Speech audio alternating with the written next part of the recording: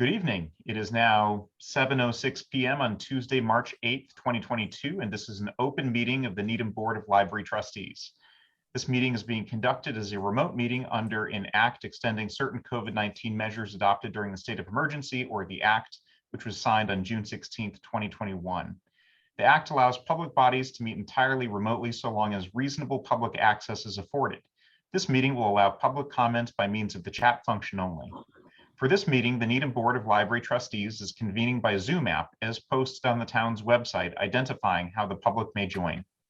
Please note that this meeting is being recorded and that all participants are participating by video conference. On video conference, please be aware that others may be able to see you, and take care not to unintentionally screen share your computer.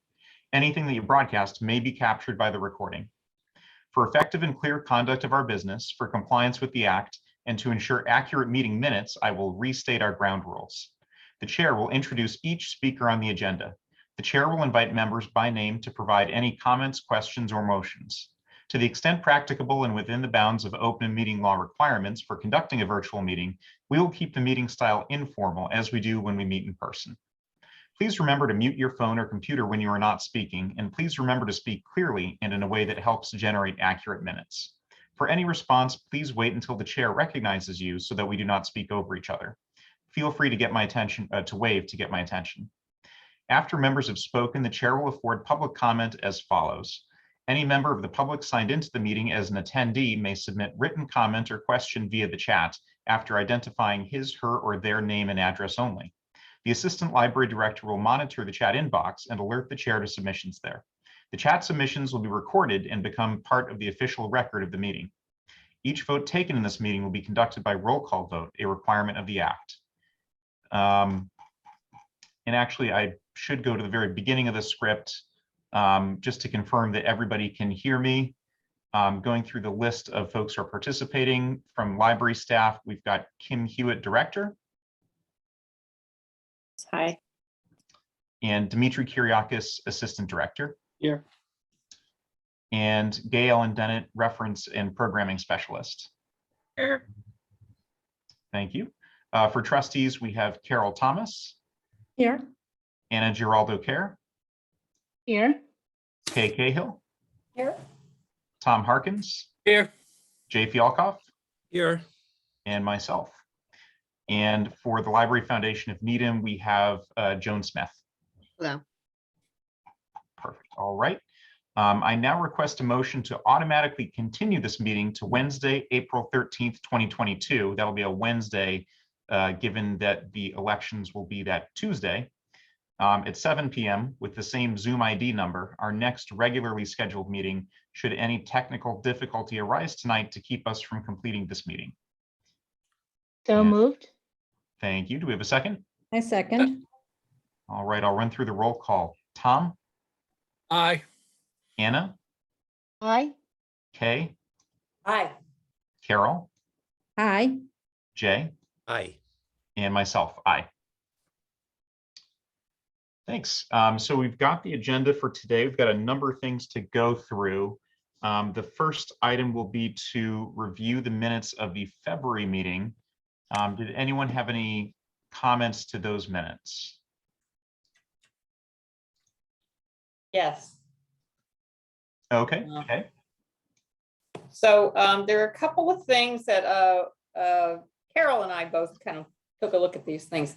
So if we could go to page 3, under, I guess it's really 1, 2, 3rd paragraph from the bottom. It says Carol Thomas provided an outline for the new strategic plan. I believe it was not for the new strategic plan, but for the conclusion of the strategic plan. Or we could do the old strategic plan. Yeah, of the strategic plan that's ending now. So we could either delete that sentence. It almost seems like a stray sentence, because in the next, under the next heading, it basically says Carol Thomas sent an overview to the other trustees this week. So my suggestion would be, I'm open to whatever people want to do, but I think we maybe just delete that sentence that comes before the heading summary outcome of the 5-year.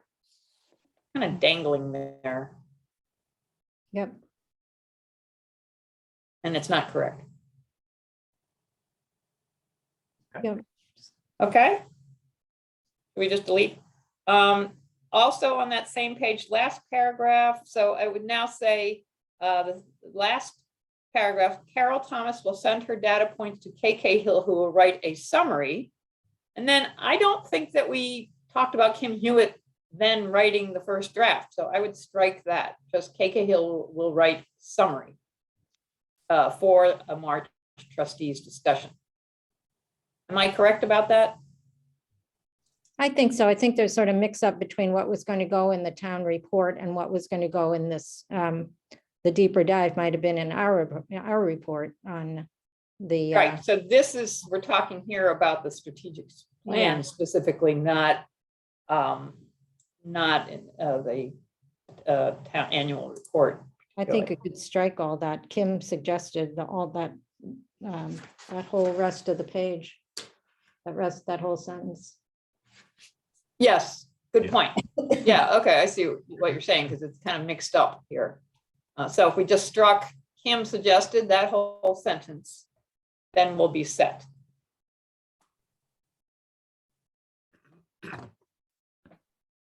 We good on that? That makes sense to me. Yeah. Okay, then the next page, 4.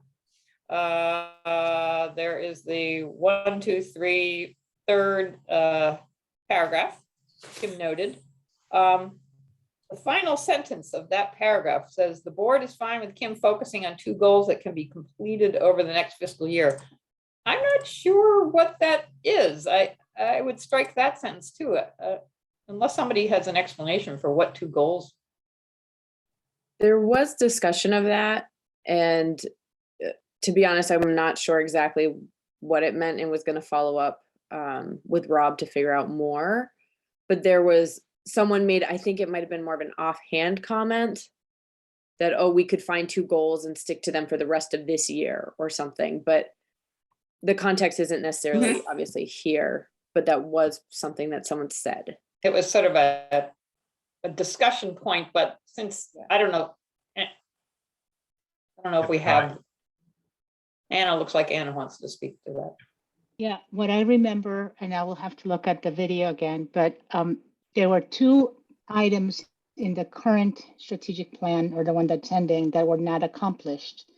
There was conversation about, we don't want to give the impression that we have to follow those and to bring those into the new strategic plan. There was back and forth, not to give an impression that that's what we're saying. I'm just saying, I remember saying, we just need to acknowledge they were not accomplished for that. And so it was a back and forth. And I think there were some comments about, well, maybe we need to consider if those fit in the new strategic plan. So that kind of, it was a very, back and forth conversation, but nothing definitive. In which case I would propose taking out this sentence unless we want to name what the 2 goals are, which I don't think we ever came to a conclusion. Yeah, about. we did. We did talk about staff development, and it was also have a form of communication and outreach plan. Those are the 2 goals that were not accomplished. But I think the argument against mentioning those is we don't want to give the impression that we are going to commit to those in the next year. Let's see what the strategic plan, how it's developed, and then we'll see. They may end up again on the list. But that's what I took away from that. I that- think we could just delete that sentence. Yeah, I think there's other things to worry about. Okay, so a little bit farther down, same page. This is just a wording tweaking where it gets website update. The first bullet, new group staff photo and some candid, and I would just change the wording here slightly. Some candid photography to be handled by Kim and Kay, who both have photography experience. So I would take out this professional camera staged, because it actually wouldn't be professional because it's Kim and I. We're not professional photographers. Okay. So just delete professional camera staged, and replace it with photography to be handled by Kim and Kay. On the, I think this is the last page, yes. On the last page 5, discussion of warrant article versus capital outlay budget. This says there was a long discussion ensued on consultant funding for the strategic plan, which was not what it was about.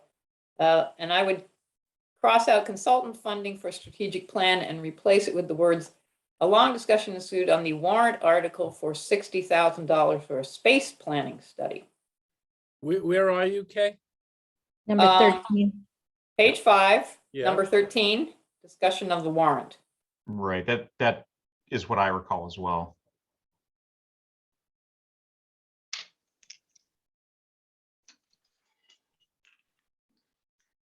So the wording is on the warrant. Yeah, and honestly, I would take out a long discussion ensued. That's sort of, I would just say a warrant article for $60,000 for a space planning study was discussed, period.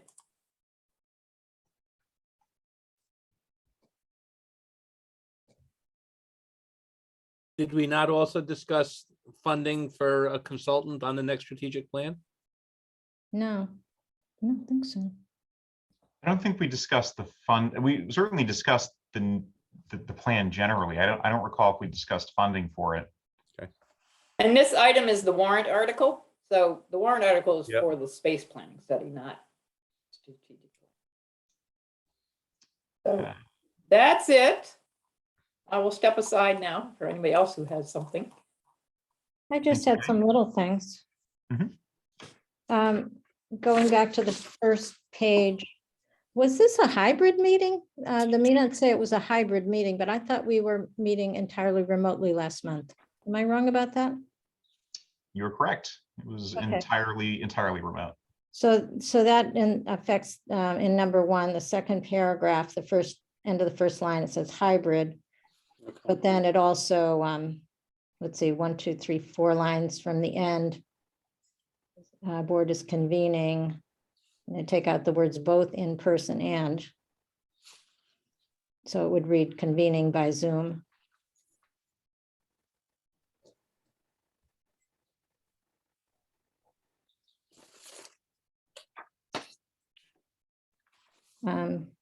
On the second, no, excuse me, but page 3, statistical report is just, there, I think there was no discussion under statistical report.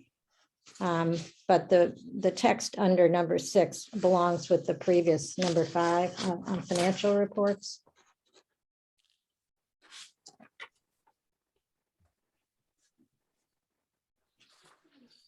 And Yeah. I think I had one other small thing. Let's see, what is it?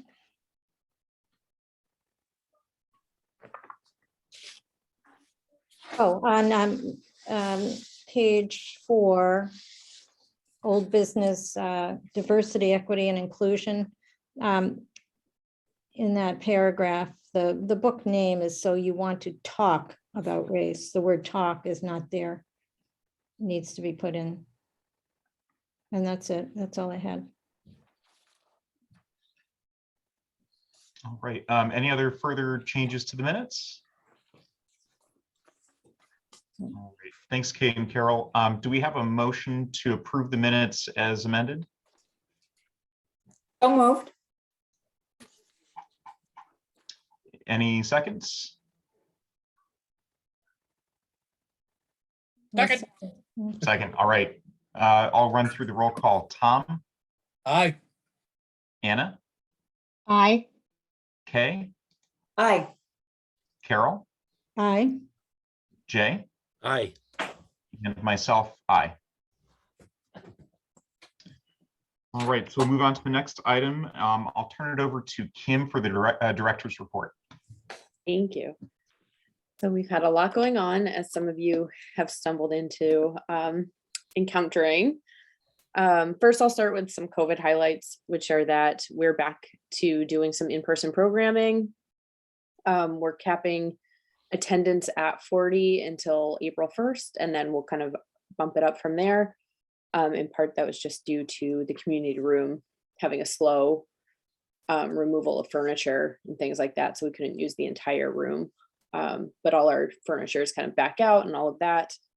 The mask mandate, it says here in the director's report that, the Board of Health was meeting on March 4th, which was last Friday at 6 p.m.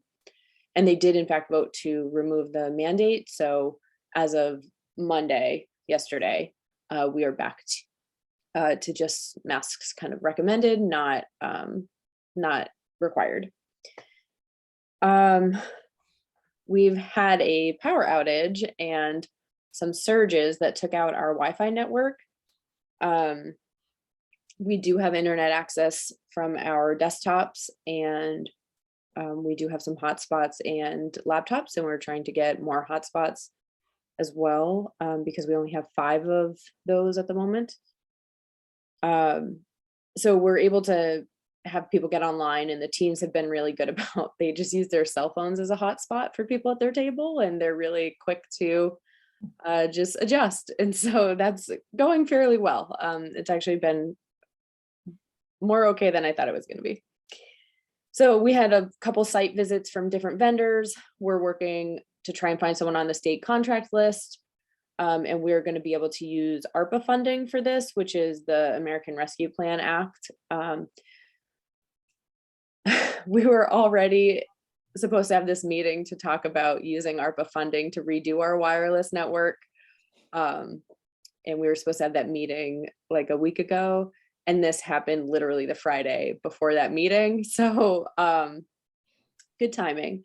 Instead of it being something that we have to go along with the rest of the town and use the same exact procurement processes, the rest of them, we're going to be able to move on our own, because everyone recognizes this is a core service of the library and we can't be without it for that long. So we had a really great meeting with everyone. It mentions here everybody's names. I won't go through them all.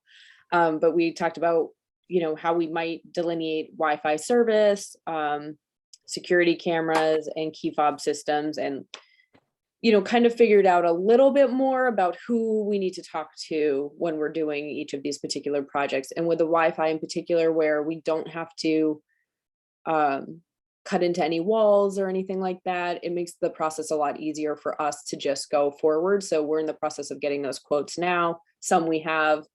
There's some companies we are more interested in working with that have had really great response times and offer great packages. And so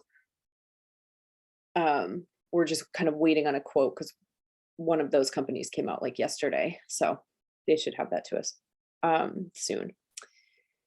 And yes,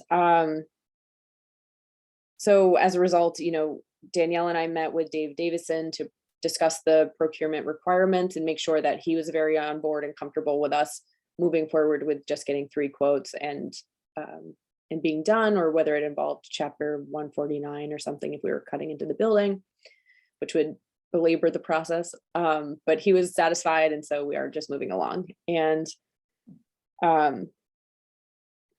yeah, we have 2 quotes from people who are not on the bid list and some that are. Obviously, having them on the state bid list gives the town a little more comfort in that, should they not live up to their side of the bargain in the future, the town can pursue legal action, or kind of, I don't know, just it's a little bit easier to twist their arm to get the services rendered. So we're hoping to find someone on the state bid list. Can I ask a question, Kim, about that? Yeah. I just want to make sure that when they take into account of choosing among the bids, obviously price is relevant, but I think also whoever can do it first is also relevant. It is, and right now is a tricky time because so much of it is tied to what's available that vendors have in stock. Because basically we can't just replace this one part. It's a variety of really obnoxious reasons for that I don't need to kind of spend the time on here, but we just can't. It's not a simple swap out of the equipment. And so we are going to be redoing the whole thing, which is great. That's what we needed to do anyway. Our Wi-Fi infrastructure was at the end of life in 2023. So kind of right on time for when you'd be expecting that stuff to fail.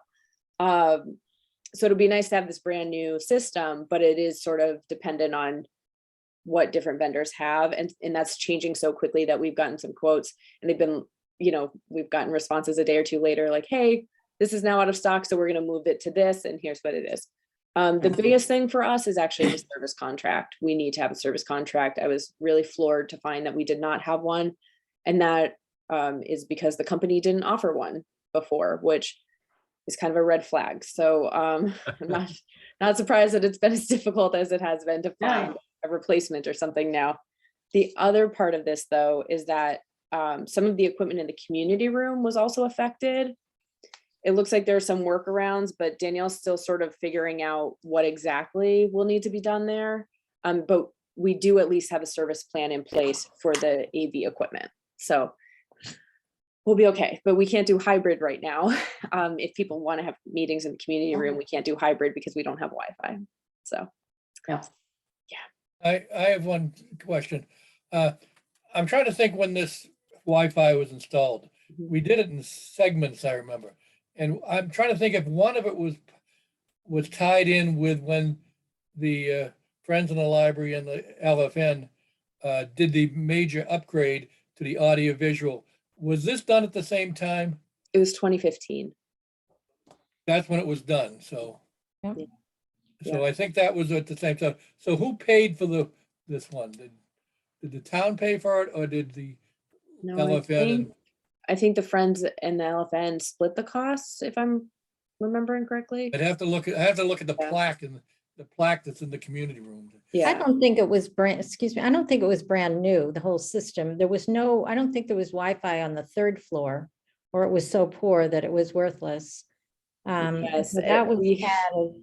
And at that time, but I wasn't under the impression that we had a whole new system in 2015. Danielle, I'm sure would know, but that's what she was telling us and Roger when like city IT came over to kind of confirm her okay. diagnosis and things like that. what she says would be far better than so what. yeah, I she was saying it was done in 2015.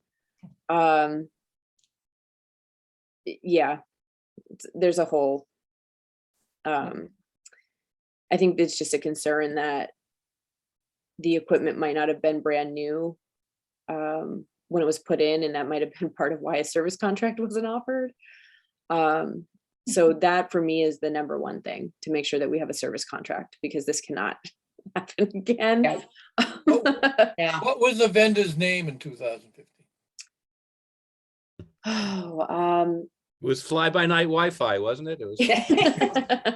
it was, I believe it was Carousel Industries, but they contracted out to someone else for this equipment. And so we couldn't get either of them to come out, or we were able to get one of them to come out to look at it, but they basically just confirmed what we knew, which is that no, they can't just replace it. It would be redoing a whole thing.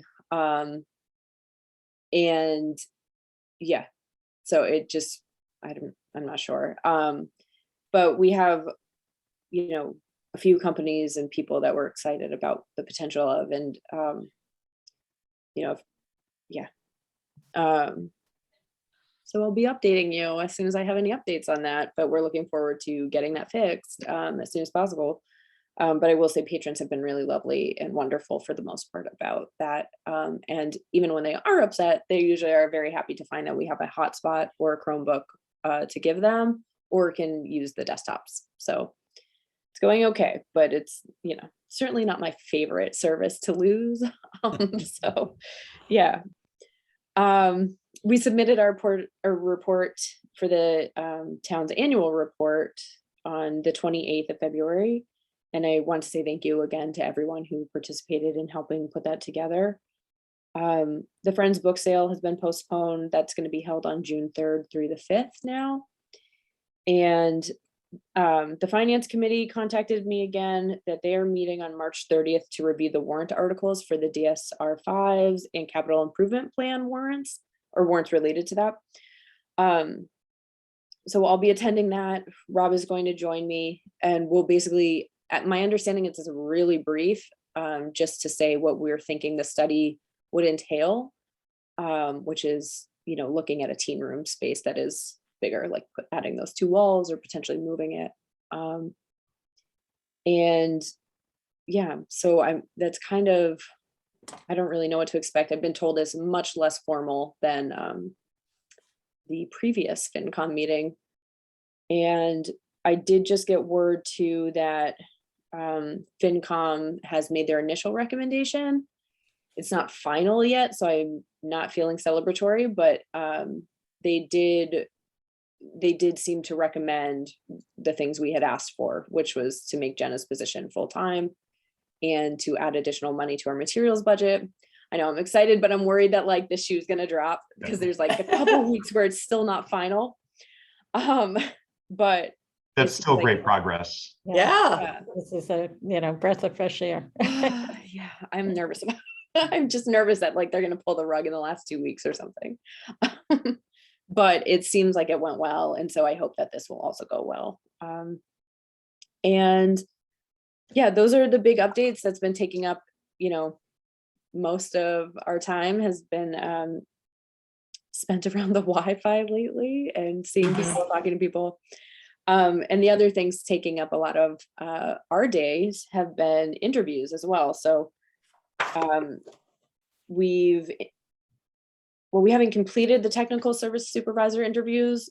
They should be done by the end of this week. We've interviewed everyone for the first round.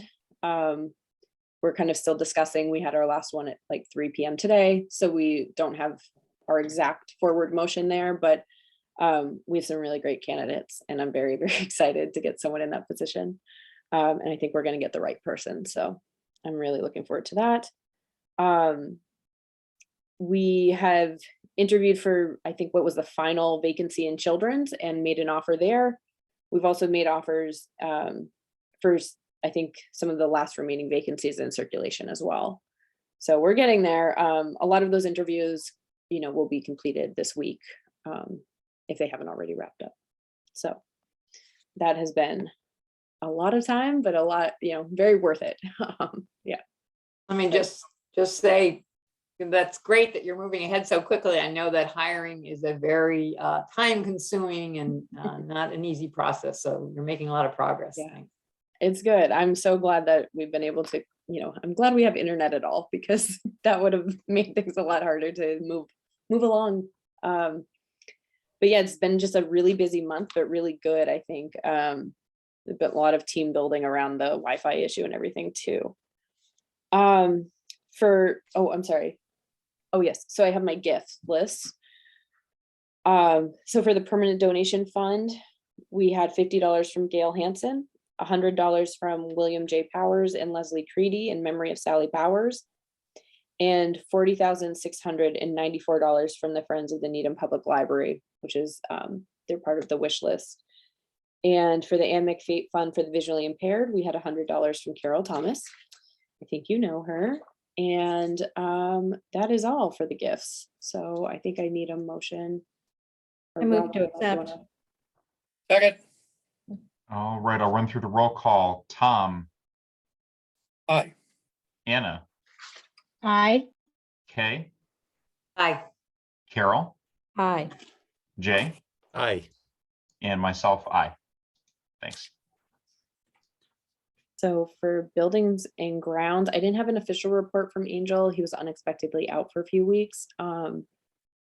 But so while there wasn't like movement necessarily made where anything was completed really, he does have planned the, I don't know, the carpenter is deciding between 2 locks for the bathroom, but I'd like to get that settled as soon as possible. But there just hasn't been movement to really report on too much with the building. I don't know if anyone has any specific questions I can try to answer, but it's kind of a quiet month for that. We had Mario helping. He was back from his usual daily assignment at the moment, and so he filled in for Angel, and that was really nice to get to know him too, because we'd met briefly like once before this. Is Angel okay? Yeah, he's okay. He's just, yeah. So he's back now. Mario helped with removing the furniture, but a lot of that just took a little more time because I think Angel just powers through it. And there were just other things going on. So we're getting that all done. And with the financial reports, We just had our regular spending for overdrive and canopy, really. We adjusted the format of the trust fund document a little bit, but it's all the same information. We just kind of wanted to call that out so that if you were wondering why it looked a little bit different. And let's see, so we had money spent for YA books from Baker and Taylor from the Hatch Fund.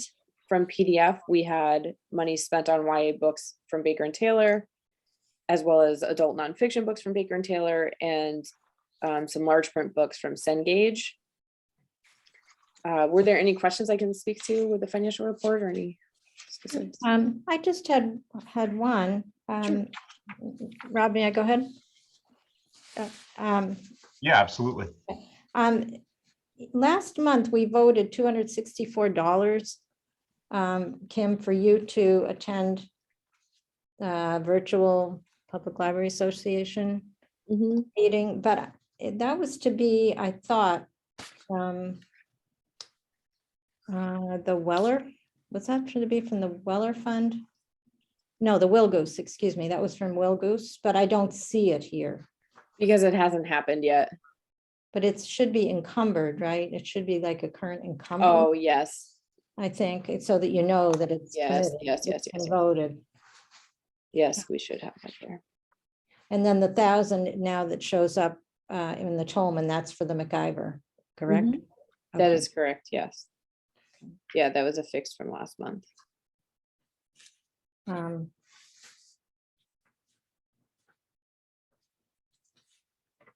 Thank you. Did someone else have their hand up or? Okay. No. Okay, so let me make that note.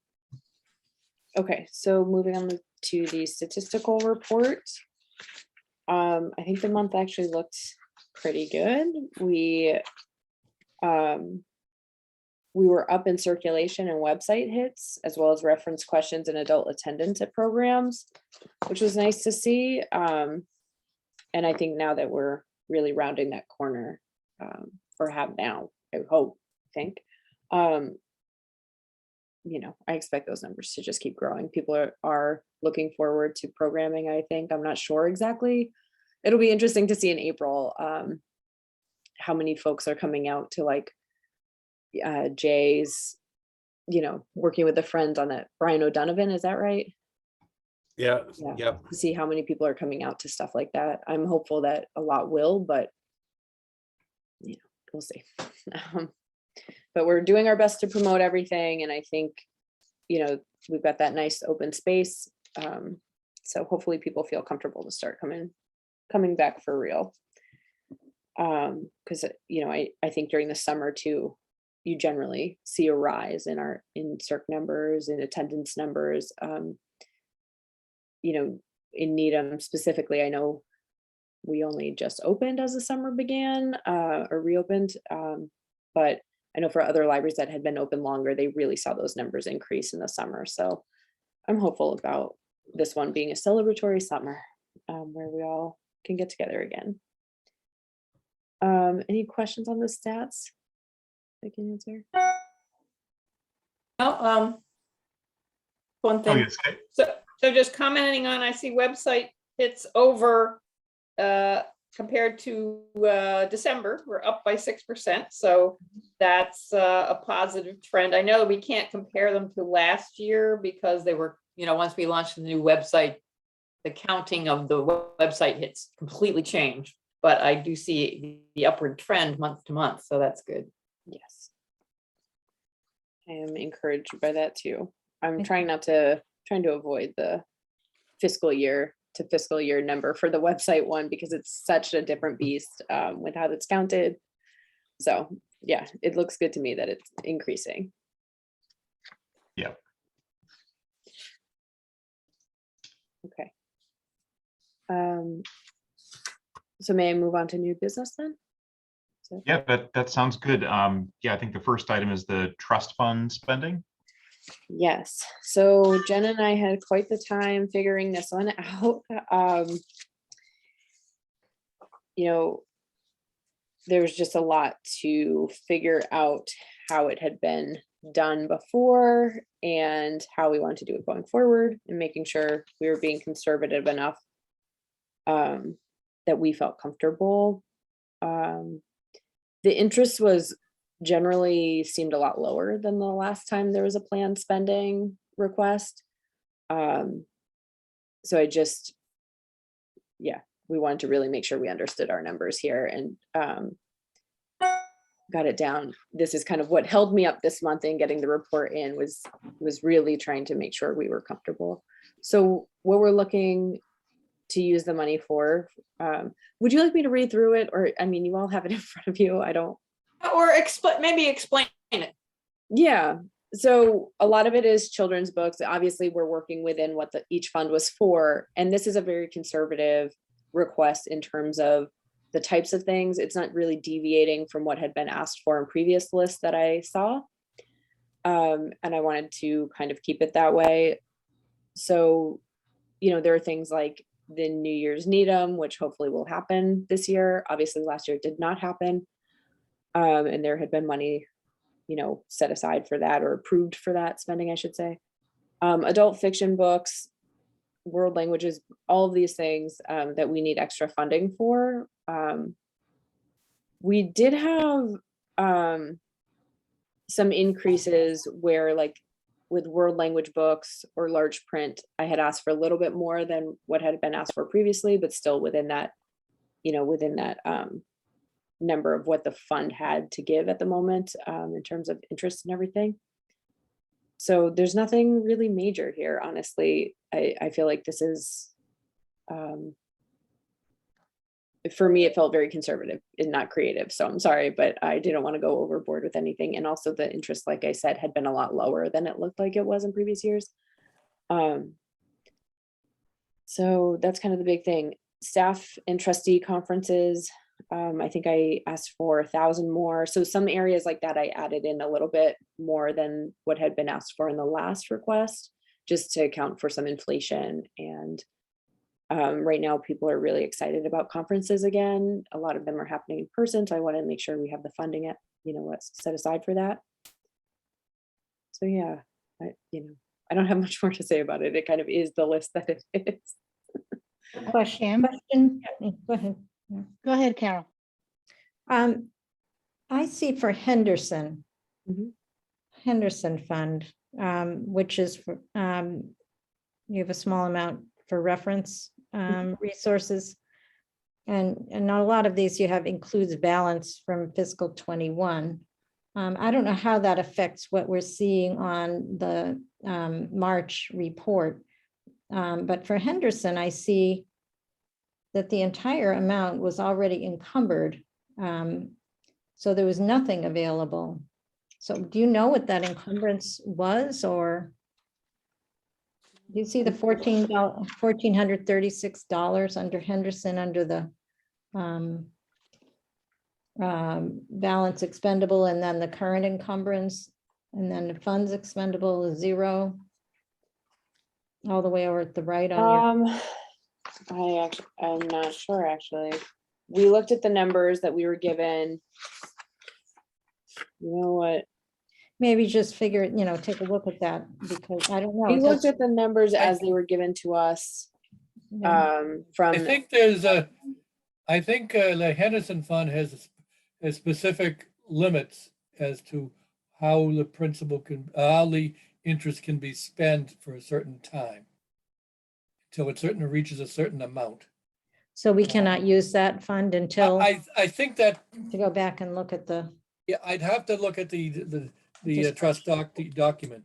But as I remember, when Charlie did it, he wanted to, when it reached a certain point, I don't know if it was $1 million at some point, right? So we didn't change any of the funds that had been previously used in the past. So like for the planned spending, so that, Henderson, I believe, like, I don't have it in front of me what it's allowed for, but I believe we are allowed to be spending from it. But I can double check on that. And I think the amount we can spend from it is limited to less than the amount we can spend from other ones. Gotcha. Yes, there was one of those. Yes. I think For we've college- set our own limit of so many, certain percentage, right? Yes, Interest. 10. Yeah. 10%, something like, and I think Charlie's was limited even beyond that. We were going to set aside 10% and add it back to the principal on a lot of the other funds, but on the Henderson one, I'm just reading from our trust funds policy. It says the trustees may expend not more than 10% of the annual interest from the fund until principal reaches $1 million. And then the trustees may expend them out of annual interest. So you're right that there was a limitation until there's $1 million in it. But I guess you can spend 10% of whatever interest there was. Yes. So I don't know what this $1,436 is in the March statement. That's all the encumbrances that have been there since Anne left. Like, the only times we've added is when it's been voted upon to add, which I think has just happened though once or something. So Yeah. in looking at the November numbers, which is the month where we were given the interest, Jen and I could not tell whether 10% had been added back to the balance already or not. It took us a lot of untangling, and then Anne was in one day and we talked to her as well. And it looked like it had not been added into the principal balance. So that should be, I think, accounted for here. But I can actually, No, right? Are sorry? you thinking about all the funds or just that fund, the Henderson? know all of the funds. Yeah. But this actually makes me nervous that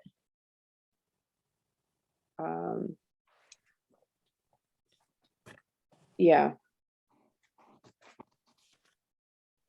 I had been working on the planned request, and then Jenna did the trust fund report, but I actually don't know whether it's accounted for in here because it wouldn't be accounted for because you haven't approved it as an encumbrance. Right. Yeah, so that's okay.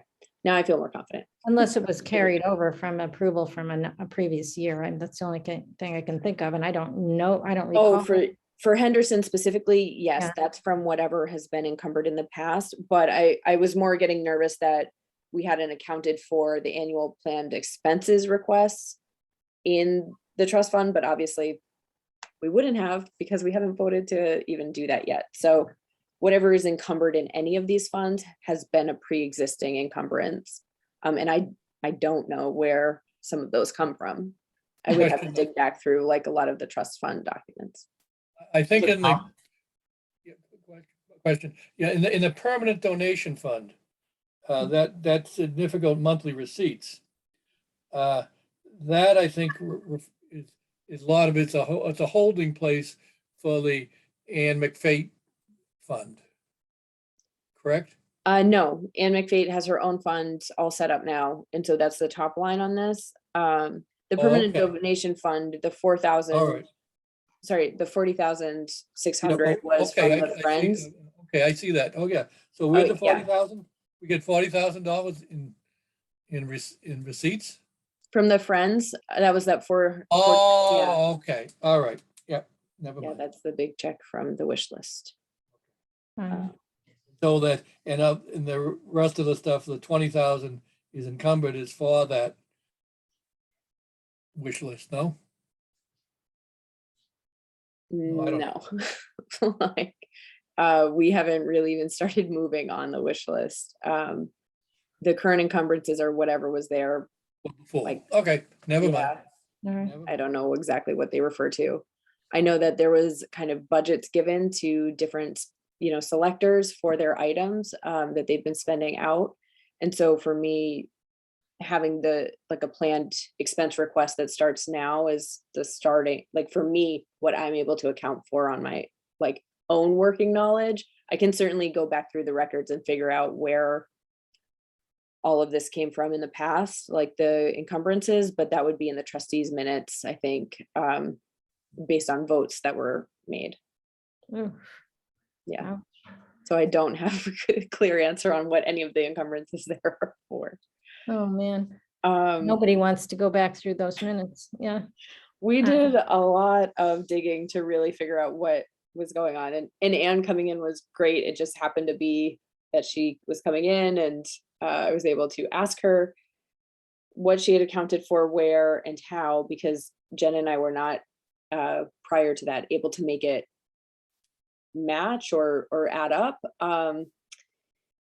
or figure it out really. So it was really, really helpful to have her come in and kind of go through how she did it so that we know, and we're able to make sense of it from there. And that was really, like I said, like we had the rest of the report ready to go Monday. This was the big holdup as Jenna was struggling to get through some of it, and myself as well.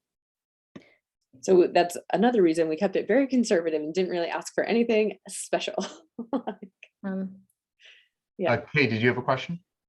I just thought that, going forward, probably would be, make a lot of sense to try to, get an accounting system for the stuff that is transparent enough that it can be handed forward to the next person. We understand that you're grappling with the system that is not so clear and transparent to you coming in, and that maybe coming up with an accounting system that's a little more clear. Yeah. Which that Jenna makes- does have started. Like she really spent a lot of time figuring out something as Anne was transitioning out. She was helping Jenna get started with some of the the trust fund spending and documentation, which Jenna was trying to work into an actual spreadsheet, so that it's not, paper binders. Yeah. Yeah. Okay. Carol? I was just saying two things. One, and just in terms of systems also, if every time something is voted to encumber some funds from the trust fund, if there is a note made, and on, when you have a figure, there has to be it broken down, and I don't want to see it on the chart, but there needs to be another column we don't see that says, voted X, July 2022, X dollars from Henderson for, whatever. Yeah. It is. And that would be, a big help just to have it right there on your spreadsheet, even if it's blind to us. Definitely. I think we could have just a different tab that just shows each vote that happened. Yeah. The only other thing though I had was that this year, I wouldn't say going forward, but this is for the budget for this year that we're in halfway through. The MacIver and from the Tolman Fund only needs to be the 1,000 that I had asked for. Oh, okay. I had just added like 500 because it was, See, that's the whole thing though. There's no, because this is ending. Yeah. Okay. yeah, because it ends what you in mean. July and I have only, one more program. So I know that it's going to be a total of 1,000 this year. Yes. Next year, I mean, you might want to go back up because often there are 3 programs and No, and that means I should take out the money for the New Year's Needham. Like it was completely, yeah, New Year's Needham from. because that would come in the plan spending that I provide you in this. Right, that's looking in the rear view. Oh, I'm sorry. If you'd like, I can rework this and come back next month with it, or if you would like to just strike that line, because the rest of it does really apply. I know that there's been this gap in the plan spending ending and this one, and so I know selectors really, could use money, although, you know what? I'm so sorry. Now that I'm thinking about it, we were working from the numbers that are given to us for the entire year, right? So even though it said at the top, initially I was going to only do this holdover one, this really should actually be the whole year because it is accounting for all of the interest. Like it's not piecemealing it. So it is truly actually a budget for this year. Okay, can I just ask you then, at the top, it says two things that don't agree with each other. It says fiscal 22, which is Right. what we're in. But then it says July 1, 2020. Right. So it should have been July 1, 2021 to June 30, 2022. That's what you Yes. really wanted, right? And it's actually, I'm not sure that it's ever truly a fiscal year, right? Because we don't get the interest until some random time in the fall that doesn't match a fiscal year. So that had been part of our discussion last month about that. Well, you don't know what it is. I mean, it will be, Right, but right. you So it can't ever be a fiscal year. So I mean, there's sometimes left over from the previous though, and then you could use that. yeah, and that's what all those, the notes that say includes balance from, because that's how Anne was accounting for it, was like she would have the note that it was the balance from fiscal year 20. So I kept that language, but it actually, it doesn't really, I don't know that it makes sense. And I'm a little, if she had a fiscal year 21 budget and it included things like New Year's Needham, was that for New Year's Needham in 2020 or 21? Well, it would have been, either way, it would have been fiscal 21. Fiscal, Well, if it's excuse me, New Year's 22. 2020, right, would be the FY 21 expense. No. Mm-mm. Right. New Year's Eve is, Doesn't matter, it's gonna be in that. it doesn't make a difference, yeah, because even, yeah, it would be for the, it It's would in the be middle for of the the, fiscal year, yeah. it depends what you call New Year's Eve 2020, 2021. Do you call it New Year's Needham occurs in fiscal year 21, Like, right? The New Year's Eve is December 31st, 2021. Right. so the last plan spending said it was for fiscal year 21, right? But it had a New Year's Needham line that said for December 21. So that's not inside fiscal year. It's not inside the actual fiscal year that it says Yeah. plan spending is for. So I think Okay. there's always been a little bit of a mismatch of dates kind of in, It might have been there because we voted on it specifically at a meeting. And To- Gabe, got your hand raised? I do, because last New Year's Needham we had was December 31st, 2019. right, but it was They still have not budgeted had one for. since. Thank you, but it was still budgeted for. Yeah. So whether we had it or not doesn't really matter. Like that's besides the point a little bit. So I'm not sure how to proceed. We were working with the interest, you know, and it typically would be spent out in the calendar year if it's coming towards the middle of the fiscal year that we get the interest numbers. So do we keep the numbers here as they are and just call it the 2022 planned request? Or I don't even know what another option would be, because we won't get interest again until probably November of 22. So it is a full year away. Is there anybody at the town, like within Dave Davidson's bailiwick, could, you know, if this were me, I would need guidance on how to set this up. Is there that kind of accounting guidance that you could seek from the town? There is a trust fund person. I'm not sure what her exact title is. I forget. Dimitri, do you know what? Evie Pones, Yeah. I don't remember her exact title. But Yeah, she you- kind of helps coordinate the trust funds She does, yeah. to the trust fund commissioners. I can definitely reach out again. Yeah, Look up her title. Could maybe Find out- Katie? Find out how the other trust funds, the schools trust funds and the I don't know who else has trust funds. I mean, some of it is just, The hospital used to have a lot, but they don't anymore because the hospital doesn't exist. Yeah. The school has trust funds. I think Park and Rec might have some.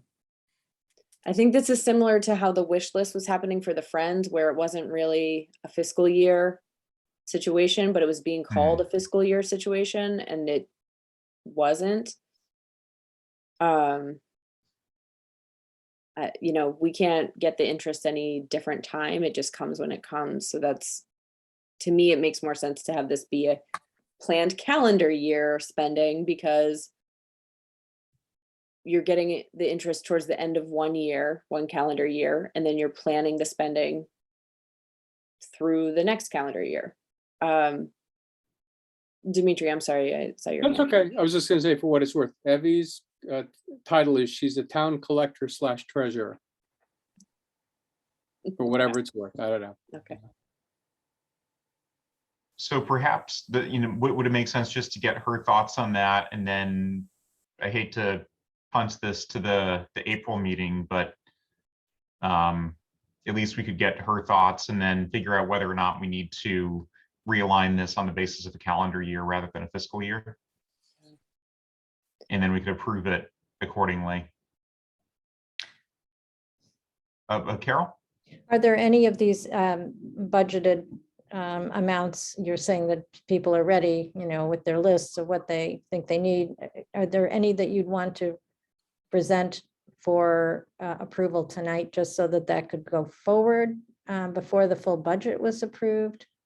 Sure. Well, so your piece with the McIver is all set then, right? The one thing that really stands out to me is the staff and trustees conferences costs.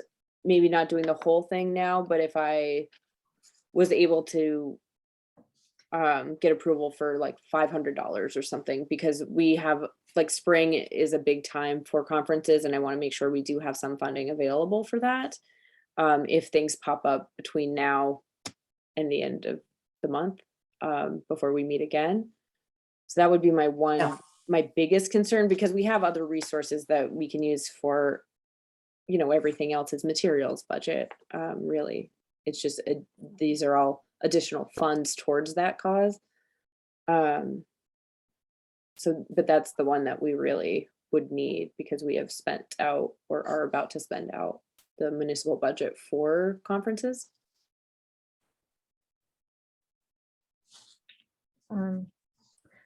My suggestion might be to just to vote on the entire $11,000 line then that you have in your budget, so we don't get confuse ourselves as to whether voted today is included in the budget next time or whatever. I don't know. And can I just clarify, the questions that we have are just whether we want to realign this as a calendar year thing versus a fiscal year?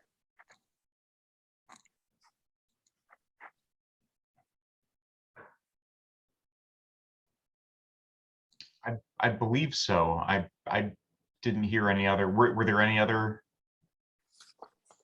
sort of points that are outstanding on this from anybody? No. Okay, so Carol, your proposal is to approve the full 11,000 for staff and trustee meetings right now, just to avoid any confusion about reapproving it in the future, and then have the rest of this wait until next meeting. That was my thought. Okay. Any discussion around that, or any motions? Well, so moved then, to approve that single line from the Will Goose Fund, $11,000 for staff, trustee, conferences, school. I don't know what school is, workshops. What is school? Oh, to go to classes, We Yeah. give, Just trainings. training. we pay for some coursework if people take courses, don't we? I don't know. So we have a motion on the table. I'll we have- second the All motion. right. I'll run through the roll call. Tom, Aye. Anna, Aye. Kay, Aye. Carol, Aye. Jay, Aye. and myself. Aye. Let's see. I think that should, was there anything else, Kim, on the trust funds? No, thank you, and I'm sorry. Oh, no worries. We'll get it sorted out. Good to be thinking about these things collectively. Yeah, the trust funds were, yeah, it's a lot to. I think having, as you said, having Jenna go through and really figure out an accounting system is going to make it much, much easier to keep track, and just to have everything in a single file. So that brings us on to the next item under new business, which is the timeline discussion for the new strategic plan. I thought this might be a good chance to talk about this. Obviously, this is a near-term thing and probably the most important thing that we're going to be doing in the next year, or one of the most important things. So I just wanted to open it up just for general discussion about what the timing for this should be. Whether we should be involving a consultant and when we should really kick off this process. Jay?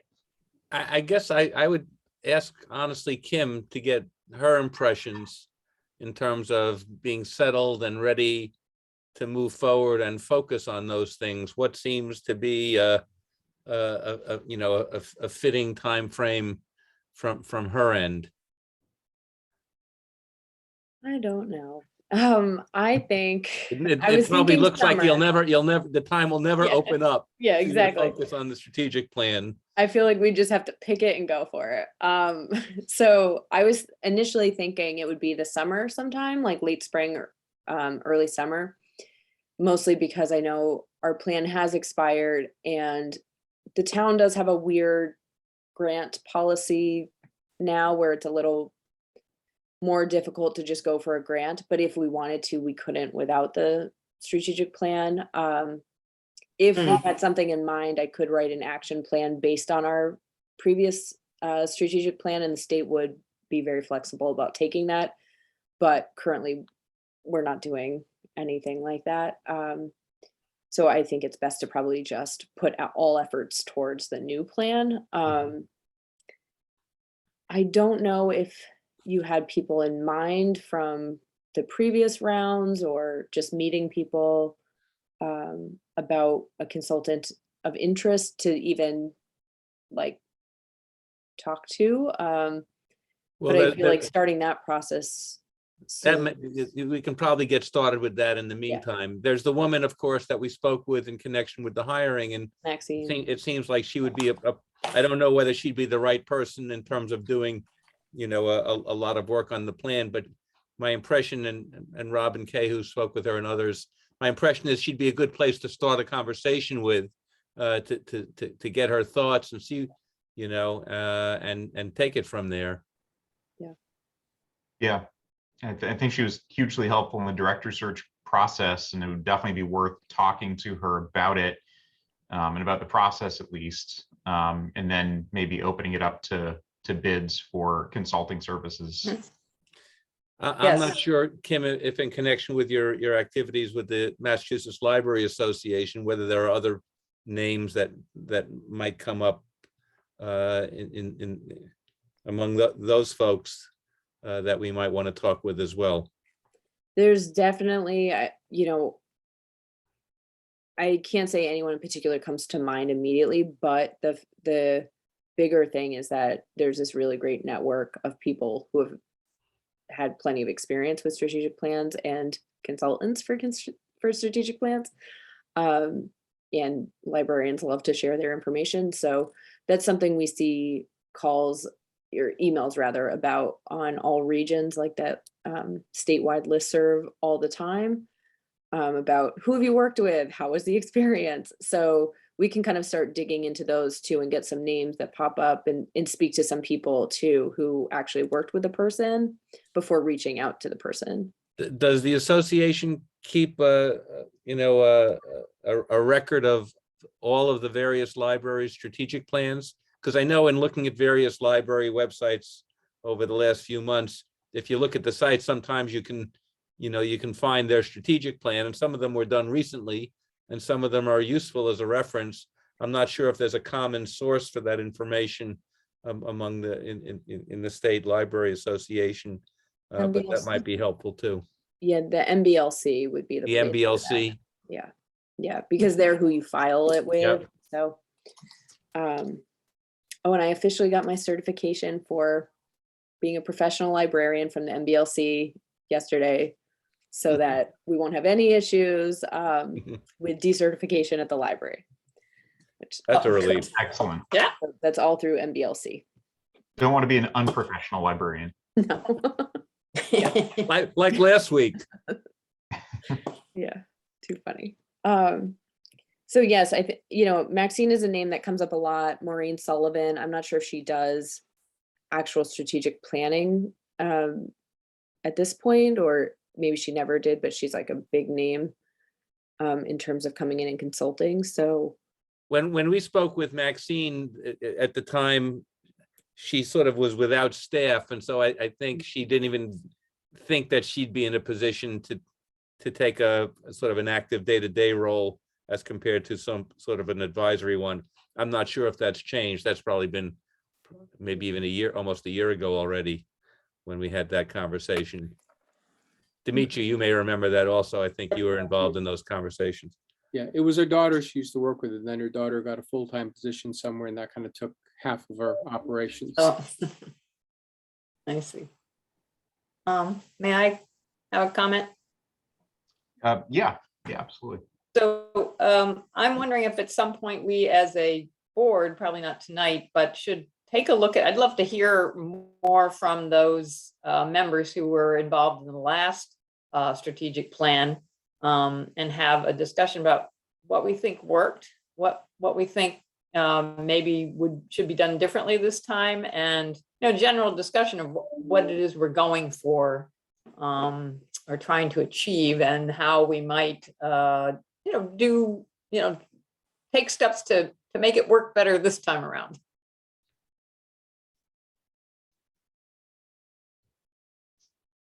Carol? Just stepping back a little bit, part of the process the last time was to have input from citizens, from library users, from people who are not library users, but to try to draw, often one person represented sort of was drawn from several communities,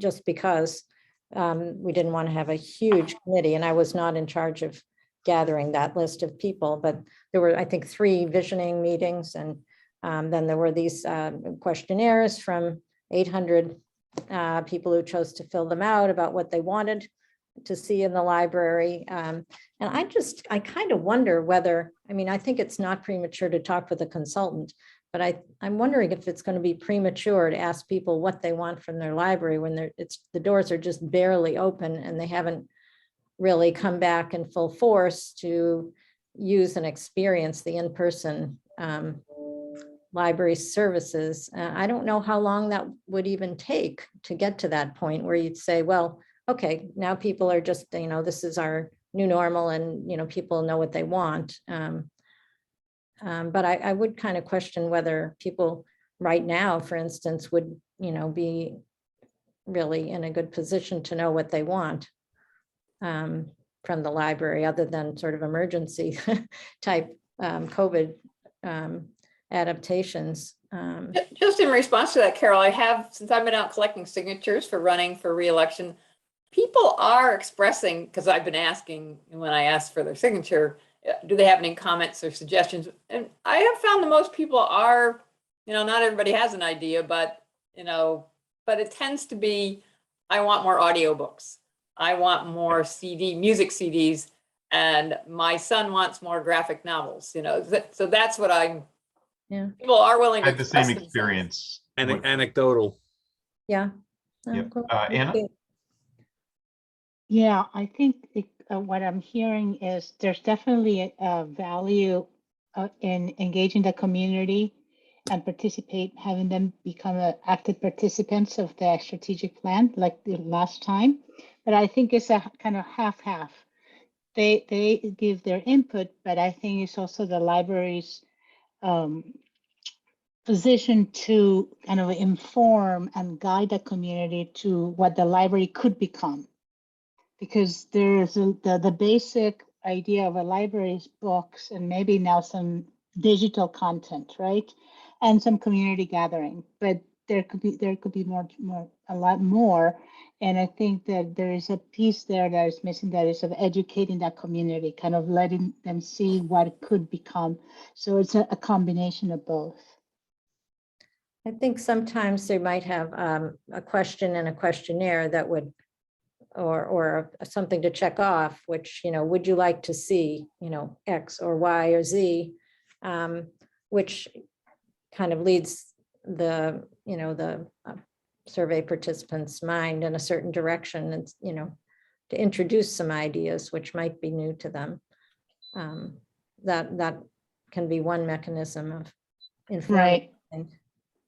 We could ask them to, in the survey, we could ask them to we can prioritize or select 5 items or 5 ideas that we want to introduce and see if they, what they're leaning towards.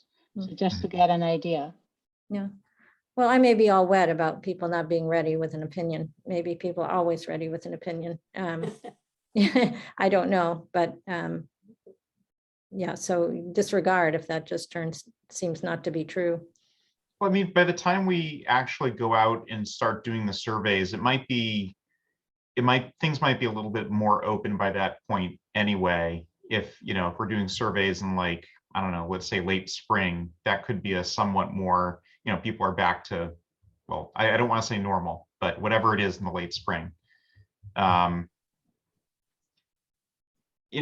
One question for those who were on the board for the prior plan, in terms of the board's involvement, was pretty much everybody involved to an equal extent, or were there sort of 1 or 2 point people on the board who spearheaded the board's involvement with the plan? There were point people. Margaret Pantridge, I think Lois Bacon. I've forgotten whether there was I one think other. Rick too. Was Rick on it? I can't recall now, but I was not. I assume Tom would have spoken if he was in that little subgroup. But Yeah. what subgroup for what? On the last strategic plan. It No, was I was not. I was not. It was Margaret and Lois Bacon and Rick. Was it Rick? I don't even I know. believe so. I believe so, yeah. Maybe it was only 2. I can't recall, but yeah. I just know that there were a couple of, your neighbor Brett was on that committee, I remember, yeah. Yeah, as a just person from the community Right. that would represent a younger age group, and somebody who teaches at the high school now, I suppose. I don't know if you did then. So different groups. Yeah, he probably didn't yet. So I guess my thought is, at what point should it be, at this meeting or the next meeting, when we decide who those point people will be, just given that will be, for the next few months, that will be a pretty big responsibility. I'm not sure if anybody had any thoughts. We could certainly do that today, or if people want to think it over, we could always do that at the April meeting. But in the meantime, it might make sense. I know, Jay, you'd already had some contacts with Maxine, and others of us have as well. We could at least start reaching out to get that ball rolling. Anna? Question, Rob. So since next meeting there'll be a new chair. Yep. For our next meeting. So I'm wondering if the chair, does the chair need to be involved? So that will by default involve the chair, or do we need to settle that first in order to assign or to ask for volunteers? Or Is your year up already, Rob?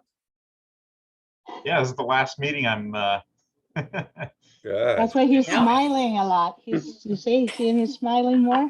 I know I'm out of here. Just kidding. I'll be back for another term. But yeah, no, we will be and this is actually probably a good point to discuss this, because it really dovetails in. But we'll be electing new officers at the next meeting. And I've reached out to a couple of folks. Originally, I was actually in order behind Anna and then Kay, and we kind of shuffled it a little bit for this year. What we were thinking was to sort of bring it back to as close to that order as possible for the next meeting. This is subject to everybody's sort of sign off and agreement that we would have Kay as the chair for next year and Anna as vice chair. And that would bring it back to kind of what the order was. And then Jay, maybe would it make sense to have you as secretary, because I think you'd come in order after them.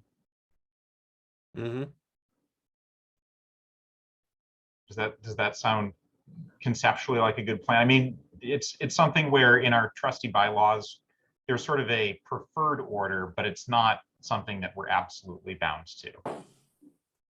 Whenever it's just something we followed by thing, but everybody, who, when we have the organizational meeting, we can do anything we want. Right. We're not bound by anything but our honor. No. So we could make Rob be chair again. Yeah, we could. We could. He'd have to accept it though. No, at one time, there's certain, my history goes back. There was one time that Ray Bosworth stayed on. He must have been chairman for about 10 years in a row. Oof. Yeah. Run now, So- Rob. For what it's worth, I love being chair, but I'm all in favor of rotating because I think it's a really useful experience. And I came in without too much experience. I was only 2 years in, but I think it's a nice thing to kind of rotate around.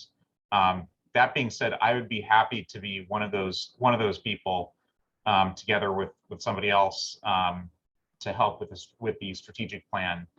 I think that'd be kind of a nice way to sort of continue some of the work from this year and stay involved.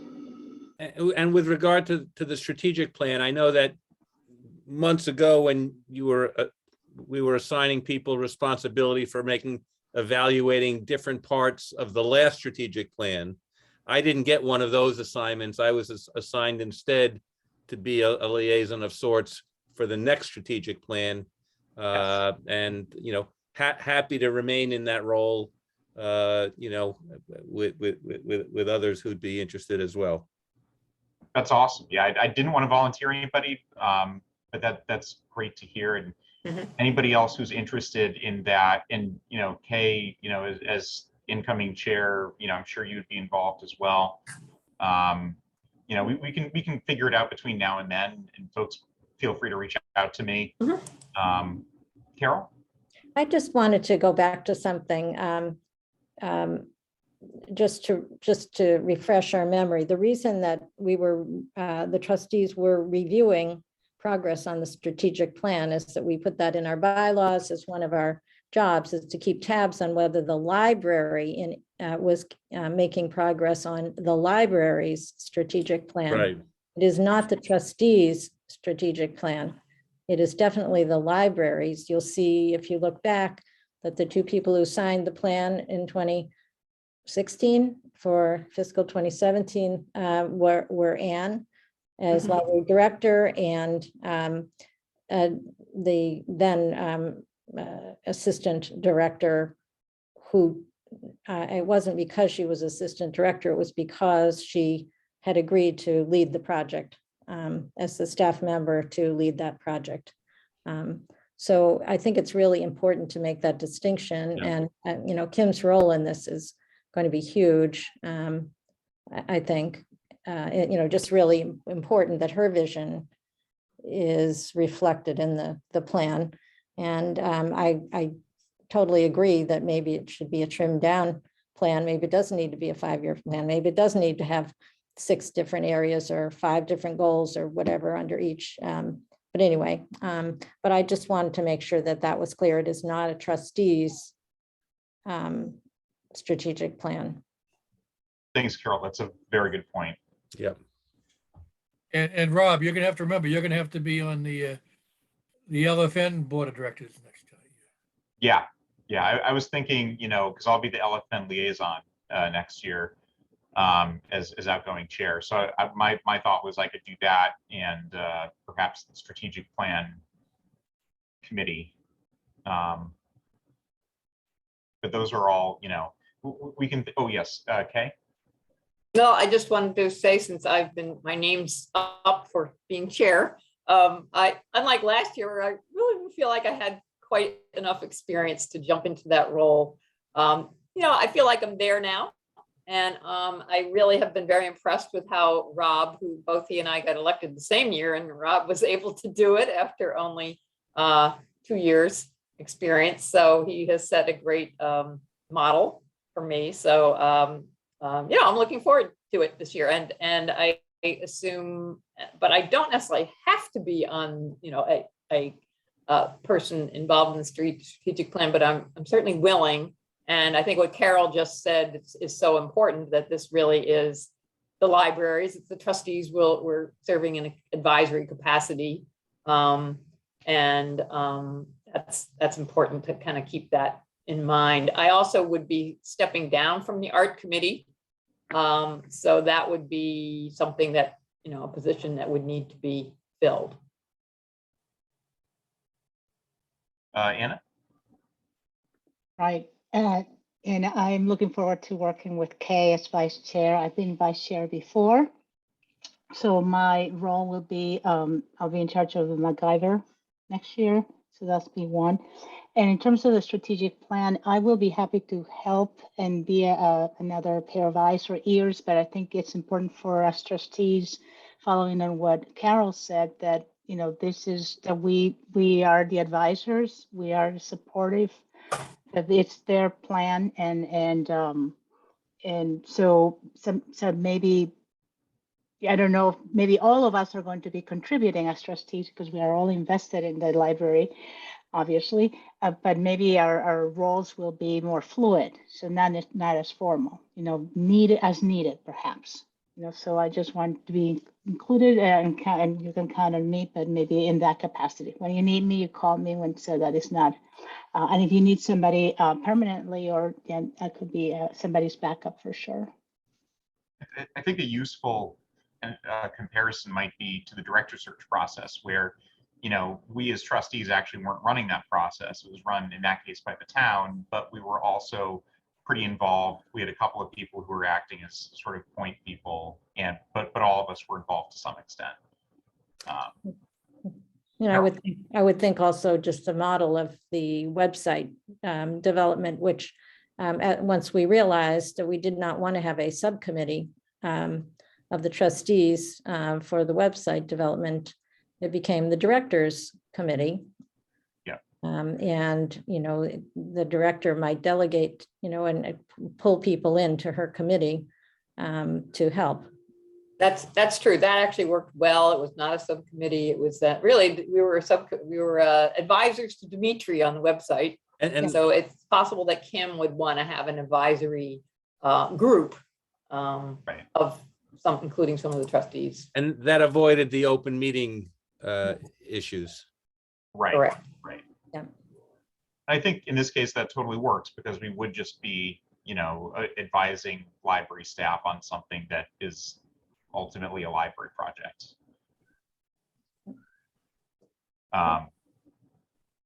But perhaps, for the other things, for MacGyver, for the art committee, we can think between now and April about, what roles folks would like to do. And I can reach out to Rick as well, because he's not on this. And actually, I'd forgotten earlier, he's down in South Carolina.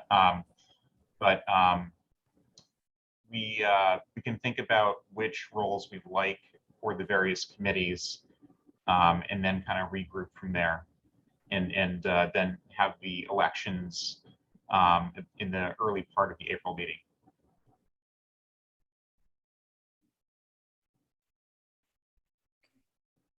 Well, there is the MacGyver usually goes to the vice chair unless we want to change it. That's how it's worked in the past. So there's not much, no wiggle room there. The arts committee, I think, I don't know. I guess that's the one that is volunteer on a volunteer basis. Kim? So can I ask, to that point, because I don't remember, I'm sorry. But I thought, so Carol, you have been doing MacIver this year, correct? So what was the reason that was it just because of COVID stuff, things fell a little out of order? If that's Oh, typically yeah. a responsibility of the vice chair? I think what happened was that, yeah, you're right about that, that things were different this past year. I think Anna would have been the next chair, but she was too overbooked, so she couldn't take on the chair position. Anyway, so everything shifted a little bit. But what Rob was saying, let's try to get back sort of in, things the way normally they might have unfolded, so that, Kay would chair, Anna would vice chair this year and then become chair probably the next year, unless she says she won't do it. It's always that option, but Got yeah, so that's why I did MacIver. We kind of, and No, I, Carol, we swapped because I really liked doing the art committee. well, yes, you agreed to do the art committee, but Tom had done the art committee for a long time. Officially, it's Yeah, oh, okay, because I did it 2 years in a row. and officially it's supposed to be a 3-year commitment. Oh, okay. I didn't know. Well, there's something in And our bylaws, maximum anyway. Lois Sokol had done it for a long time too. She was Yeah. the first one and she did it for. Yeah. Yeah, I mean, according to what we have in our bylaws, it's, I think it's supposed to change at least every 3 years, and it can change more often. It can always change, but anyway, that isn't an assigned sort of rotating job. And I did it for, I think did I do it 3 years? I don't know if I did 3 years or probably about that, maybe a little more. Yeah, I feel like being chair and doing the art committee, given other commitments that I have in my life, would probably be more than I really can do this year. Yeah. So, I can reach out to folks ahead of the April meeting just to see what positions people would be interested in, and just to people might want to think about it for a week or two as well. And then we can get that all set up ahead of the next meeting. Any further discussion on the strategic plan timeline? And I was thinking, Jay, perhaps you and I can talk about it in the next week or so, and maybe even reach out to Maxine just to get that ball rolling, just to get her on the radar. Yep. And then we can go from there. Okay. Perfect. Okay, so the next item on the agenda under new business is the trustees update on the conclusion of the prior strategic plan. Major thanks to Carol and to Kay for preparing an excellent document and a very usable, consumable summary of a lot of the progress that we've made over the past half a decade. Thank you very much. And is there anything that you'd like to discuss on that? I think we just really wanted to present it. As I said in my cover, when I sent it out, it needs a tiny bit of formatting. I'm not very good with adding bullets or whatever. But in general, I think it's pretty much the way we thought it should look. And we really were presenting it for discussion and to be approved if it's, with any changes that the board wanted to see in it. I did want to mention Paula Dugan, had children's supervisor, had sent voluminous feedback about STEAM Center progress. She started the STEAM Center. It more or less coincided with the strategic plan period, and the amount of programming, the number of grants, the amount of equipment, for the center that she was responsible really for putting together financially, as well as, getting it, ordering it, really was quite an impressive piece of work. And so initially, I said, well, let's footnote it and then attach her report to this short report. Well, her report was like 5 times longer than our report. And and it's just one area of progress in the library. It was like way too detail heavy. It just didn't make sense. So anyway, instead, Kay thought it would be better to just have it be a separate document and send it back to her, asked her to make it her own. So she could, be happy with it as her report, and we'll post it on the website and just make a link to it where I think I indicated it somewhere in here. It's on the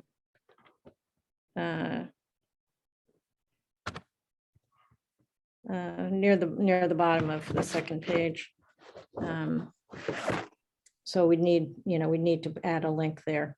Once she's got it, we put it up on the website. That's the thought that I would like to propose. Doesn't have to be posted right with it. As long as there's a link, it can be anywhere on the website that it makes sense to have a report on the STEAM Center. And then this report, if in whatever form approved, would go on the website. I wouldn't envision it as a printed report, but on the website. And I think the link was in your, Kim, was in your town report where this could be found on our website, and that would be the end of it. I don't know if anybody will read it, but I think it's worthy to just close the chapter. And you'll open a new one for the new plan. Yeah, I just wanted to say Carol really deserves credit for spearheading that effort. She put in a lot of time gathering the information. I largely was, a person who kind of edited it into, sort of reader-friendly format. And in terms of the final formatting and the photos and bullets and things, I think we probably need to maybe talk to Danielle about what kind of format do we want it to live in on the website? Are we uploading the text and the photos separately to the web page, or does she want a PDF, which kind of locks in the formatting? So, I'm happy to kind of finalize that stuff once we're done with it tonight. If there's any changes, otherwise, or we can, I can incorporate them. Okay. Are there any changes from the folks who've read that? Anna? Yes, I really want to congratulate, Carol, I've been reading your reports for a while now. I know, you have great way of condensing information. So thank you for doing this. And thank you, Kay, also for helping and being another pair of eyes. I think there's a couple of questions and a couple of thoughts. I know there are a couple of extra bullets here and there, which sometimes they drive me crazy as well. So I know that frustration. And there's one on page 2. One, I'm just curious. Some of the events have dates and others don't. For example, page 3, the first bullet on page 3 talks about the library working collaboratively to, the design firm for the website, right? So from reading that, to me, it sounds, I know when it started, but it gives me the impression that that was for the 4 or 5 year span of the strategic plan. So I'm wondering if, particularly for that one, if there could be an added, even the year or the month and the year, so that we know when that started. Because otherwise, to me, it sounds like the website took the whole 4 or 5 year span of the strategic plan. So it makes the effort, it is more precise in saying, okay, this was a 1.5 or 2 year turnaround process, as opposed to the whole strategic plan, the length of. So that's one thing. The other thing here, there is the same page 3. The library hosted the diversity inclusion and diversity discussion book group. I don't know, maybe it was on purpose not to use Needham Select because it's last year's. Because now that book group is now Needham Connect. I'm sorry. So where are we talking about? I can change the that. last bullet on page 3. but actually that bullet The diversity and discussion book group, you want to, it's, is, that's Needham Connects instead. yeah, formerly known as Diversity Okay, and Discussion Book Group. okay. Wait a second, I know. Unfortunately, this is, we didn't change the name to Needham Connects until after the date of this report. Okay, that's where I was trying to see. It was that's why it was, the name was left out. The old name was left out, I guess. Okay, I okay. think So, that's the same, well, I don't know, but you know, that's We could say now called. or something. Yeah, okay, so it wasn't. because this technically, this report on the strategic plan ended in June. June, yeah. Okay, Right, so, right, so, so- okay, so it was intentional mix. Okay, I want to, and actually that bullet, I wonder, to me, it makes a lot more sense to have that on your first, and the first page, the third from the bottom, the third bullet, the Diversity and Discussion Book Club, because it's introducing the group. You know, Yeah. the beginning of the page is and then you can, if you want to switch them, then you can switch them to the bottom, the page 3, this bullet that is on page 1. So people know what you're talking about. Does that make sense? The reason the two sections is there was one that had to do with making, DEI essentially. Right. The other point was working with other community groups, which, so you see that Oh. the Human Rights Committee, this is under community engagement. Right. So Right. then maybe Yeah. in the first section, create a welcoming place. Maybe if you want to just introduce what is the book club so that people know. And What it it- started in 2017, et cetera, what you had. So, and the last thing would be to, if you could add a footer so that each page has the strategic plan,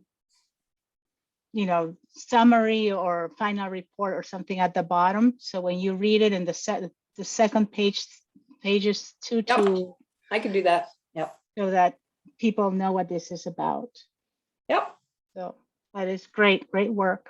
So the edits would be a number 5, improving communications. You would like to see in 2021, library staff and trustees worked collaboratively with a design firm. Yeah, when you can have the date when that started, so that is more accurate. I mean, I think it was those- July. The kickoff meeting actually was in January, I think, 2021, Mhm. even though there was a lot of work that went before that just to get permission to have a website. Oh, absolutely. It was all of years. that, It was years. Yeah. That was years worth of, Yep. which Rob and Kay really finally, were And effective. Jay.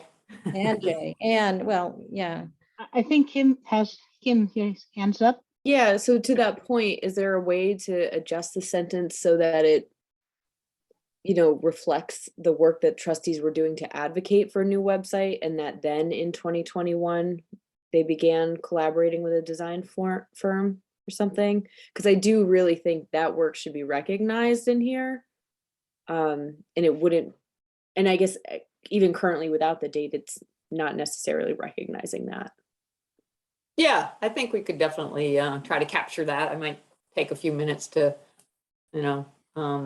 add that wording, think it through a little bit. But I hear what we're saying is to kind of capture that there was a several years of planning and discussion that led to the beginning of in 2021, beginning of the formal planning process that resulted in the final website appearing in actually 2021.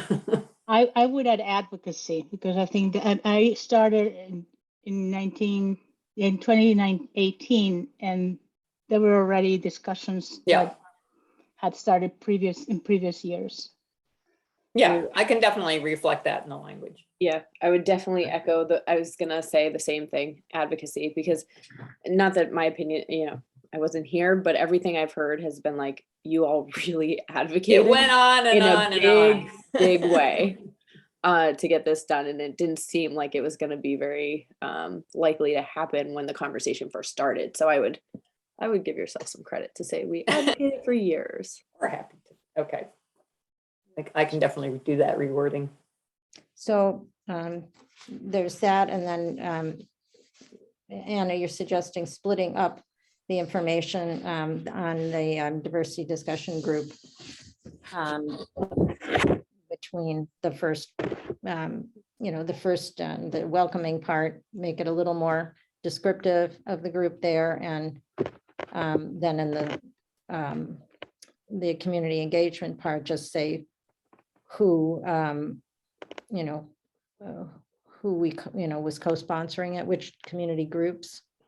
Yeah, that could be, or I mean, I don't know if it's okay to repeat both, but I think the first page merits a brief description so the reader could understand what that means. So do we have some language I could insert? Because I actually don't know. Did the diversity and discussion book group start in 2017? That's when it was initiated? Yes. Okay. And in an effort to, do we want to say the diversity and discussion book group began in 2017 and with the goal of to do what, or what kind of language would you think you'd like there? To build community or engage the community in discussions of no, I don't want to say race only, but I can send you some. There is a formal, I have like a 2-liner that we usually have on press releases. All right, if you want to send me something over and I can work with it, and we don't want to make it too long, but we'll add, I'll add the appropriate language if you send me. No, it's just like a one line, one sentence. Okay. So with those changes, I imagine we just approve it at the next meeting. Unless everybody here feels comfortable enough that those are specific enough changes that we can vote on it now. Could I just ask, do you know when the town report that's linking to this is going to be published, Kim? I do not. I can't really get many dates. And also, they owe you a thank you, because this whole discussion is what prompted the new person in the role that handles this to be like, when does this need to be done? And it was like, now. So it's really due to you. I picked one up at town hall, and it is a brick, but it's also, I noticed that there is no index or table of contents. So there's no way to find like what you're looking for. Okay, does it actually have a published date on there? Because that would actually be exactly what. Yes. Well, wait a second. Oh no, that's the cover. I mean, no, it does I not would list. think it kind of coincides with the town meeting. Do you know if you usually are able to get one then, or? No, I'm not on town meeting. So. It's usually part of them. They're available at the town meeting. Really? So yeah, that's what I mean. If they're published by then, so that you could take No, a copy home with you from town meeting. I don't think they were available at town meeting this year, because that one there was not, because at that time when that one came out, we were meeting Parking lot. in the parking lot.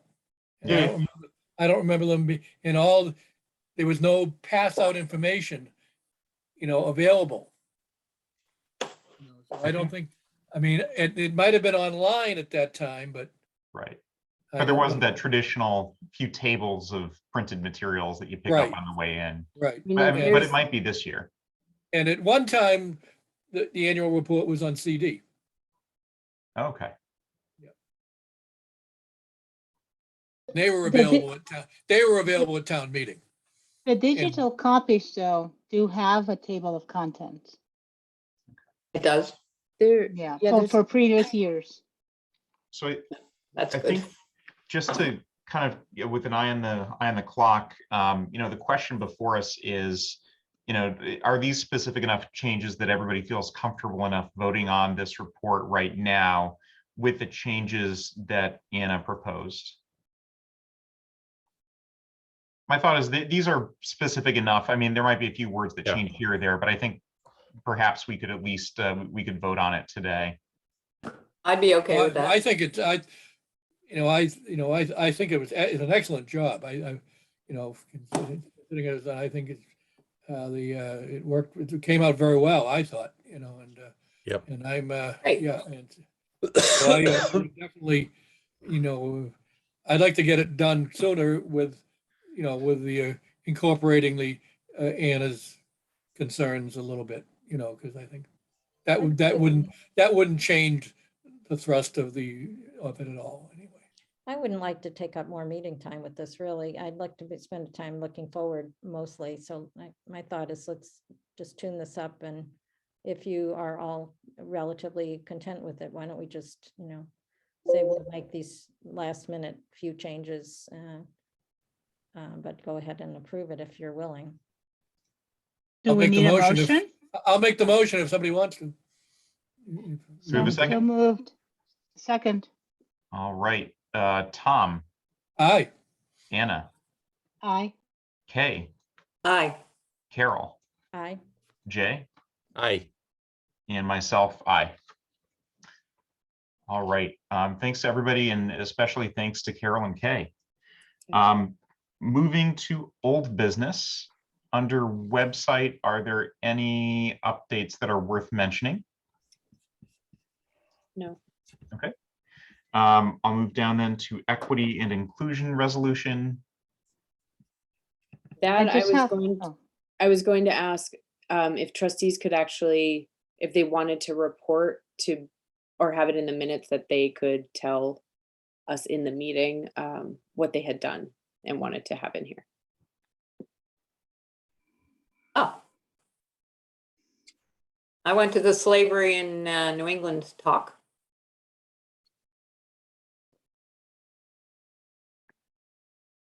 So did by I. Professor Jackson. So did I.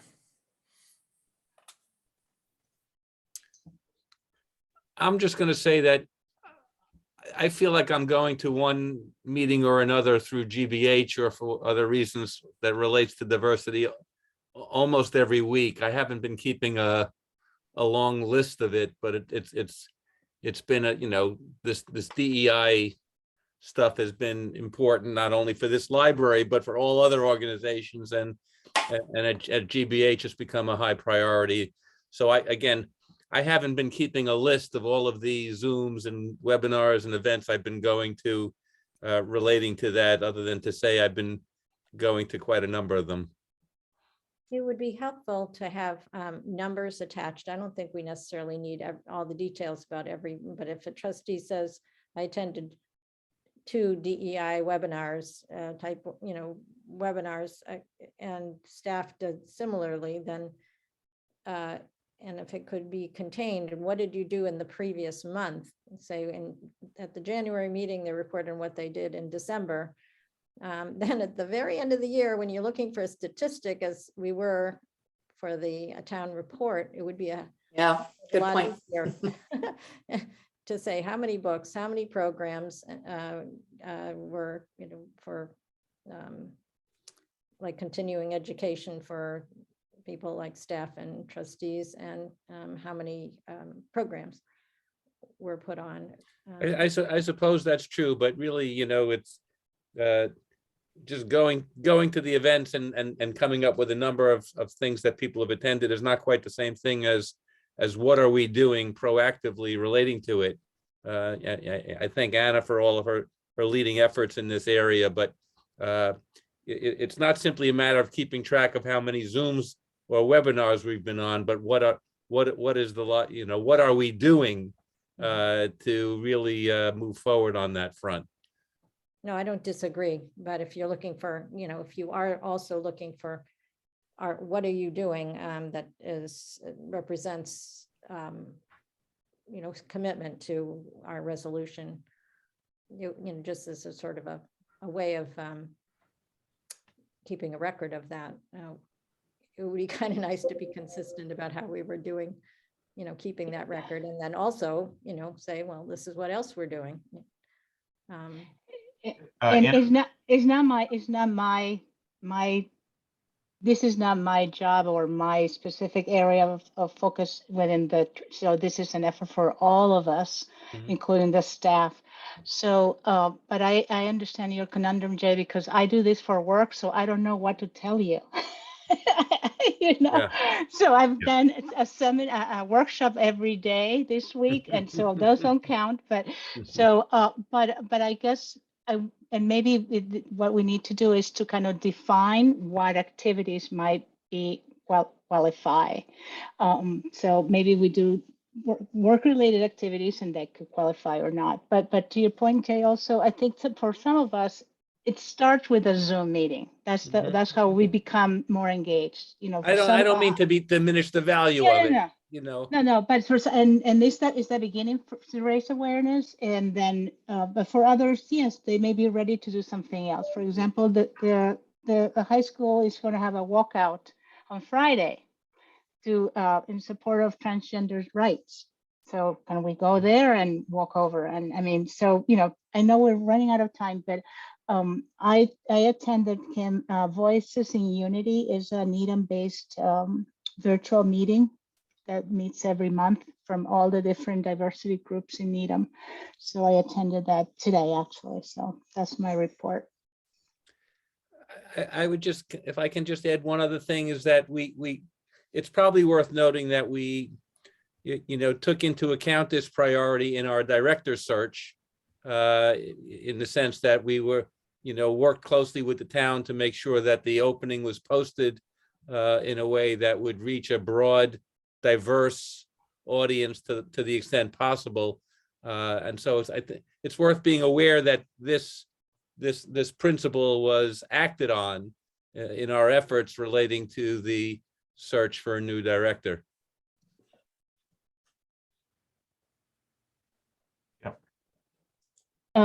Rob, can I just put a plug, and I'm putting it in the chat, for the upcoming book club discussion on Earth, We're Briefly Gorgeous, is happening in 3 weeks, the 29th.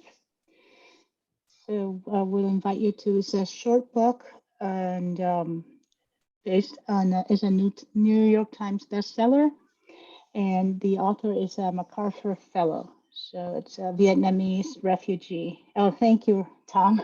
I can always count on you. Thank you. Yes. So hopefully I see some of you on that discussion. So that's all I have. Cool. Thank you. Any further updates on equity and inclusion? Nope. Okay, then we'll move on to marketing and outreach. Anything to report on that? No. Okay. We'll move on down to security cameras then. There's no movement there other than that meeting we recently had, but obviously our efforts were immediately back on the Wi-Fi. But we kind of figured out who we sort of need to start talking to at buildings. And I think they just kind of want to see the plans as we go and kind of participate in the process. Okay. Were our other present cameras compromised by the Wi-Fi? No. Oh, good. Okay. Yeah, I'm very fortunate. But you did pin down that this is going to be a library budget expense, not a building management expense. Right. All right.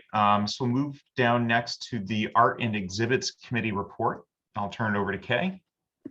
Yes, so just in brief, we have this month of March, we have this wonderful exhibit, a stellar illustrator, Ruth Sanderson, showing her artwork from her book, A Storm of Horses. Thanks to Gay Ellen for recruiting her, and she's going to give a talk on what day is that, Gay Ellen? April 2nd. Yeah, so April her work 2nd is at 2 o'clock. April 2nd at 2 o'clock. And the exhibit will stay up until after the talk. Oh, Great. And we have a preponderance of animals. In addition to all her amazing horse illustrations, we have Candy Sidner in the cases displaying all her handmade animal sculptures that are ceramic sculptures. So she does her work at the Gorse Mill Studio here in Needham. April, we have open studios coming up. May, and that's going to run partly through May, at which point Gay's observing that the walls are really getting beat up and dirty looking and will need to be painted. So we're reserving some time for the wall painting in May. And then in June, we have Stacy Hamilton photography of portraits of Black women in Massachusetts. And I just wanted to point out that that is an example of something we actually are actively doing in addition to attending webinars and seminars. This is one way that the library is doing something of action by bringing in minority artists. So just want to point that out. and we have other exhibits coming up for the rest of the year, but we still have a couple openings, I believe, September and October. All right, thanks, Kay, for that update. Move next to the MacIver series, and Carol. Yes, there's just our second and final MacIver is coming up on March 20th at 2 o'clock. It's a virtual program with Noelle Salin, a professor at MIT who's an atmospheric chemist who specializes and done her research primarily on mercury. But she talks more broadly about sustainability, how global cooperation and regulation can help, because this is something that is not confined. The pollution issue is a global issue. So I hope that you will all be able to attend. I will send out an email. And the only other thing is that Gloria Grice's talk is now up on YouTube. And if you didn't get to watch it and the first time around, and also I've contacted someone at Gloria's suggestion at Needham channel, and they may post it if so, and then eventually it may show up on the Needham History Center's website over the unavailability there as well. So I think this was kind of fun. I don't know if those of you that saw it enjoyed it, but I thought it was fun. Went by really fast, so I need to watch it again. Lots of people mentioned, but that's it. Thank you. All right, thanks, Carol. Next, an update on the Friends. We've got a couple of exciting programs coming up in April. I can say a few words about those. Some of you may remember, it's sort of an odd circle, but the last Friends event before COVID struck with a series of talks that Eric Jackson from GBH gave about the history of jazz. And you may remember it was a nice event with the rooms were filled and all that.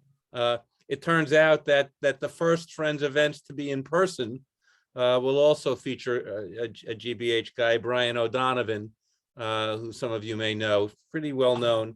And we have two events scheduled for April, the 3rd and the 24th. One is Brian and his wife are going to be talking a short history of Ireland through song. And the 24th is there'll be some special guests, words and music of Ireland. I'm expecting, honestly, that they'll fill up, if all goes well, pretty quickly, that I don't have to hustle that hard now that we have a limit of 70 people. But it was only over the last week or so that we've determined that we can have it in person and not remote. And the promotion is starting to kick into gear right around now. Like we did with Eric Jackson, the GBH folks are putting together a press release and a poster, working closely with Gay Ellen, who's been coordinating all of this so well. So that's on track. And it's nice to think that, there'll be a crowd in the community room again, soon. Disappointingly, you might have heard that there was a talk scheduled for this past Sunday with Anita Diamond that regrettably she came down with a cold that affected her voice and unfortunately had to cancel at the last minute. I know some people were disappointed about that. The one other thing I'll mention, I don't want to keep us too long, but you should be aware that we've started to think, thinking is shifting into action about what will be possibly a large event in honor of the Friends 50th anniversary. And a small program committee with me and Margaret Pantridge and Sue Kestner have put together, and I guess maybe now we're in fantasy land, but we've put together a list of some pretty big names that we're going to try and reach out to with the idea of maybe even, you know, attracting some folks, one or two or more guests that would justify the room at the Great Hall at Town Hall, possibly a ticketed event. Joan, I mentioned this the last time about us possibly doing it, the combination of the Friends and the Foundation, and probably at the point maybe where over the next week or so we could schedule a time just to bring, fill you in on the thinking about that. But I would reach out and ask all of you trustees, now's a good time to dream and imagine, to think about the sorts of people who would have, appeal to a wide audience that might support, what could turn into a fundraiser of sorts for the library. We've put together a list, and I have a list of some people who I'm, generating a letter to, and we've been in touch with Michael Neiden, who runs the Great Hall Performance Series and knows everything that's involved with operating that, and the possibility of sponsorship. So maybe right now we're dreaming a little bit big, and it may not happen, but for now we're open to all ideas and suggestions about perhaps in April 2023 having a significant event in honor of the Friends 50th anniversary that's designed to bring the community together and to support the library, and open to all ideas.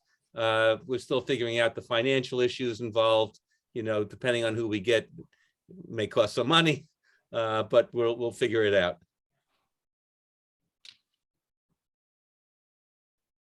I want to say Okay. thanks for bringing in Brian O'Donovan. He certainly is hands down Mr. Celtic music of Boston, and has a huge following. And he is wonderful in that he always incorporates the large Celtic diaspora of music, not always just focused on Ireland, but all of Celtic, the world of Celtic music. No, he's very excited. He has an idea of the presentation where him and his group will be in the middle of the room instead of in the front, with the seats on both sides of him. And, he's getting excited, and, so I'm hopeful it'll be a nice way to get the community room back to where it once was. Well, It's too bad we couldn't have an after party at the James. Well, good maybe tie-in. we can. So Jay, there's no registration needed, or? I think it is going to be registration needed. Gay Ellen can tell some more. I think it's limited to 70 people, which is a little bit more than really half of what you can fill, which is why I'm not stressing too much about, filling it, because Brian's going to promote it as well. I don't think it's opened yet. It's on the verge of opening, at least for the first event, perhaps having the registration open. Gay Ellen, maybe you want to comment. Oh, it's scheduled to open up on the 14th, but I have the ability to change that date if you're ready for me to change it. And it is at 70 at the moment. If we find we can increase it, we can. At this point, I'm not inclined to try to do a wait list. It's going to be bad enough that we're going to have to check off people as they come into the room, just to make sure that we stay at our number. Mm-hmm. Where does that 70 come from? The Board of Health? No, that is what was suggested earlier. We are still waiting for a number from the fire department to tell us exactly how many people we can have in that room. Well, we've always had substantially more than that from the fire department. We have had more, but we've never had a number before, and I understand we are going to be getting a number at some point. Yes, we're waiting on that, but that doesn't really have to do with this That, I mean, that I'm assuming will be a number over 100, Right. you know. Yeah. We have 83 chairs left. The rest, as Angel had gone through the chairs to get rid of the torn ones and ruined ones. So right now we are waiting on that fire department number so that we can order the more chairs. And at this point, if it goes like another week or so, I had been thinking I would just buy the chairs anyway. And if we have extra, we have extra, but they're very expensive chairs. So I don't really want to do that. But right now it's because we know, April, first week of April, we're very likely still going to only have 80-ish chairs. And so having a little bit of room for overflow is why we picked a little bit of a lower number than the actual number of chairs. And it's going to be, the Needham channel is back on board. We have a meeting scheduled with Gay Allen and Brian and Mark Mandel from the Needham channel to come before the events to plan things out. And so, it's nice to imagine, we'll have an event and it may even be without masks. I'm not sure. I still, we'll see. We'll see.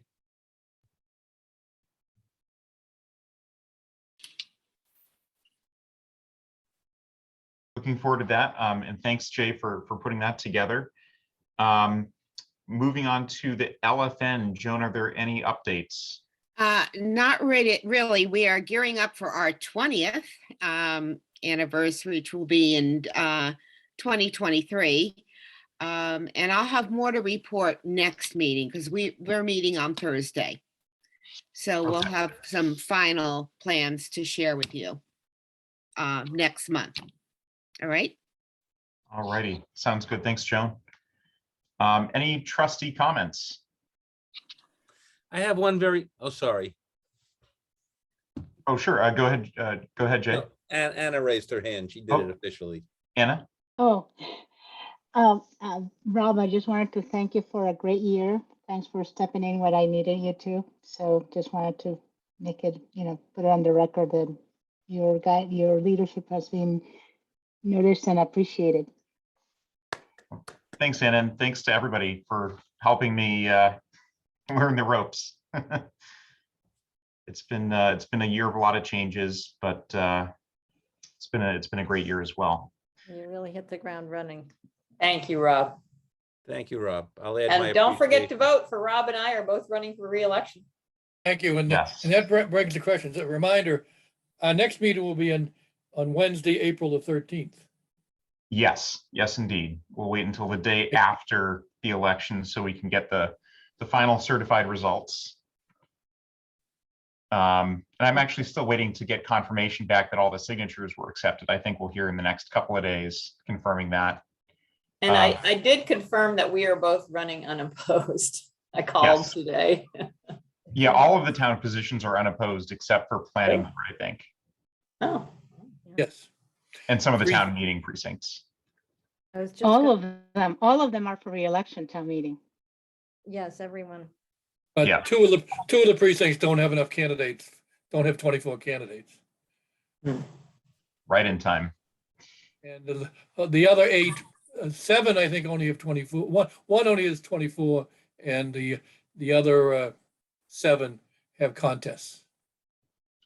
And Jay, I saw you had your hand raised. Just one very small comment. I didn't mention it with regard to the minutes because I wasn't sure if that was the right time, but last week they talked about this ASCAP license, and I wasn't sure if you've asked the town about whether they also have a similar license with BMI, as they probably should, as I look forward to a couple of music programs in April. Technically, I'm not worried about it. I don't think we need to lose sleep, but the reality is that technically there probably should be an ASCAP and BMI license, and this is a town issue, and I'm not sure if we've looked into it again. I have not, but I will. Okay. All right. Well, thanks, everybody. In that case, can we I get vote so moved. So moved. Oh, Adjourned. you as a preemptive motion. Do we have a preemptive second as well? Second, All right. Second. Tom, Aye. Anna, aye. Kay, aye. Carol, Aye. Jay, Aye. And myself, aye. All right, thanks very much, and Thank you. see everybody next month. Thank Good you. year, and thank Rob. you, Good Rob. year, Yeah, Rob.